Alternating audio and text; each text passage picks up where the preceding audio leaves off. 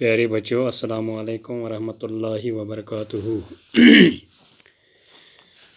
آج جو ہمارا موضوع ہے وہ ہے نور شاہ کا لکھا ہوا افسانہ آسمان، پھول اور لہو۔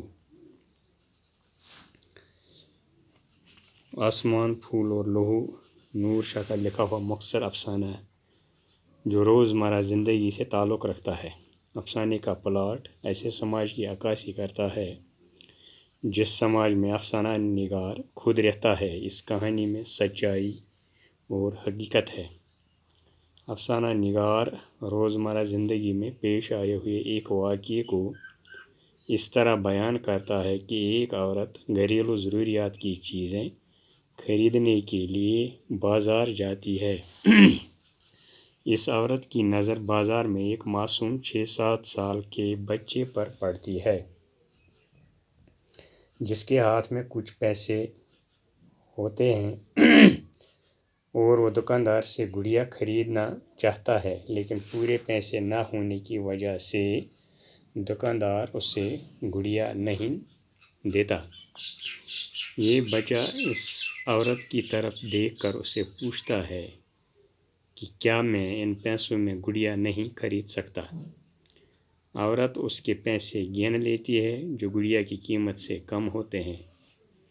بچہ عورت سے کہتا ہے کہ میرے لیے گڑیا خریدنا ضروری ہے کیونکہ میں یہ گڑیا اپنی بہن کو ماں کے ہاتھ بھیجنا چاہتا ہوں۔ عورت بچے سے پوچھتی ہے کہ اس کی بہن کہاں ہے، تو بچہ جواب دیتا ہے کہ وہ خدا کے پاس ہے، یعنی وہ مر چکی ہے، اور میری ماں بھی خدا کے پاس جانے والی ہے۔ گھنیر دھماکے میں اس کی بہن مر جاتی ہے اور ماں شدید زخمی ہوتی ہے، لیکن میرے پاس پیسے کم ہیں اور میں یہ گڑیا خرید نہیں سکتا ہوں۔ اگر میرے پاس پیسے ہوتے تو میں اپنی ماں کے لیے سفید رنگ کے پھول بھی خریدتا کیونکہ وہ بھی آسمانوں میں خدا کے پاس جانے والی اور اس کے پاس کم وقت ہے اور وہ سفید پھول بہت پسند کرتی ہے۔ عورت کہتی ہے کہ مجھے محسوس ہوا جیسے ساری دنیا کا غم اور دکھ اس معصوم بچے کی چمکدار آنکھوں میں ایک ساتھ سمٹ آئے ہوں۔ بچہ عورت سے کہتا ہے کہ میں نے اپنے باپ سے کہا تھا کہ میرے آنے تک ماں کو روک لینا اور اسے آسمانوں میں جانے نہیں دینا تاکہ میں اپنی دیدی کے لیے گڑیا اور ماں کے لیے یہ سفید رنگ کے پھول خرید کر ماں کے پاس لے جا سکوں، لیکن میرے پاس اتنے پیسے نہیں ہیں۔ پیارے بچوں، یہاں افسانے میں بچے کی سچائی اور اس کی محبت صاف صاف نظر آتی تھی،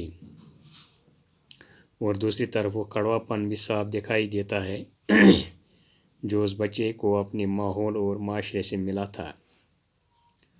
بچہ اب رو رہا تھا اور کہہ رہا تھا کہ میں نے کل اللہ سے پیسوں کے لیے دعا کی تھی، شاید میری دعا قبول نہیں ہوئی ہے اور میں یہ چیزیں خرید نہیں سکتا ہوں۔ عورت بچے سے کہتی ہے کہ بیٹا، اللہ نے تمہاری دعا قبول فرمائی ہے، تم یہ پیسے میرے اس جادوئی پرس میں ڈال دو اور دیکھو کہ جادوئی جن کیا کرتا ہے۔ اس سے بچے پر ترس آتا ہے اور اب وہ اپنے پیسے بچے کو دیتی ہے۔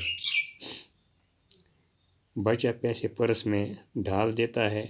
عورت دکاندار سے کہتی ہے کہ بچے کو یہ دونوں چیزیں پیک کر کے دو اور مجھے بتاؤ ان کی قیمت کیا ہے اور میں خود آپ کو پیسے دوں گی۔ دکاندار ایسا ہی کرتا ہے اور عورت بچے سے کہتی ہے کہ تمہارے کچھ پیسے بچ گئے ہیں، وہ بھی ساتھ لے جا۔ عورت کہتی ہے کہ میں اس بچے کو اس وقت تک دیکھتی رہی جب تک وہ میری نظروں سے اوجھل ہو گیا۔ عورت کہتی ہے کہ وہ 2 دن کے بعد میں اپنے صحن میں اخبار پڑھ رہی تھی۔ اخبار میں ایک تصویر چھپی تھی اور اس تصویر میں ایک عورت کی خون آلودہ لاش تھی اور اس لاش کے پاس گڑیا اور سفید پھولوں کا گلدستہ صاف نظر آ رہا تھا، اور تصویر کے نیچے لکھا تھا، حلیمہ بیوی جو چند روز قبل ورمل جا رہی تھی اور بس اسٹینڈ کے قریب ایک گرنیڈ پھٹنے کے دوران شدید زخمی ہوئی تھی، کل رات زخموں کی تاب نہ لا کر اللہ کو پیاری ہو گئی۔ ان کی 10 سالہ بیٹی خالدہ موقع پر ہی جاں بحق ہو گئی تھی۔ عورت کہتی ہے کہ یہ خبر پڑھ کر مجھے محسوس ہوا جیسے کوئی معصوم سا لڑکا آسمانوں کی طرف چلا جا رہا ہے، لیکن جب میں نے دائیں بائیں دیکھا تو وہاں کوئی نہیں تھا۔ تو یہ تھا افسانہ نور شاہ کا لکھا ہوا آسمان، پھول اور لہو، جس میں موجودہ دور جو ہے اس میں پیش آئے واقعات کا ایک واقعہ جو افسانے کے روپ میں نور شاہ نے آسمان، پھول اور لہو کے عنوان سے لکھا ہے۔ تو اس میں یہی دکھایا گیا ہے کہ حالات جو تھے ان سے ہماری جو زندگی ہے اس کو درہم کر کے رکھا تھا۔ تو جب کوئی گھر سے نکلتا تھا تو لوگ دیکھتے تھے کہ واپس آنا کتنا مشکل تھا، واپس آ بھی سکتا تھا یا نہیں آ سکتا تھا۔ تو یہ موجودہ حالات جو تھے ان کا سامنا کس طرح اس عورت